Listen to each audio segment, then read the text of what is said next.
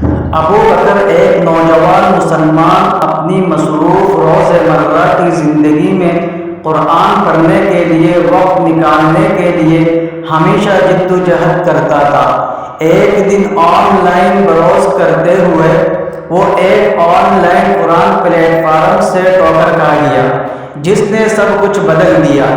اس کے صارف دوست انٹرفیس اور حسب ضرورت تلاوت کے اختیارات کے ساتھ ابو بکر اب آسانی سے قرآن پڑھنے کو اپنے شیڈول میں فٹ کر سکتے ہیں۔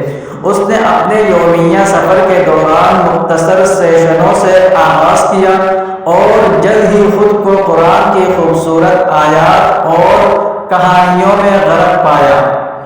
جیسے جیسے وہ ترقی کرتا گیا، ابو بکر نے امن اور رہنمائی کا احساس محسوس کیا جو اس نے پہلے کبھی نہیں دیکھا تھا۔ اس نے قرآن کے لیے اپنی نئی محبت کو دوستوں اور خاندان والوں کے ساتھ بانٹنا شروع کیا، جس سے وہ آن لائن پلیٹ فارم کو بھی دریافت کرنے کی ترغیب دیتے رہے۔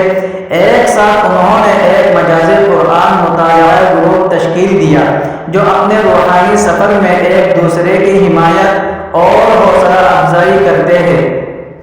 ابو بکر کی on line Quran plate form کی دریافت نے اسے اپنے عقیدے کے قریب لایا اور اسے دنیا بھر کے ہم خیال افراد کی کمیونٹی سے جوڑ دیا۔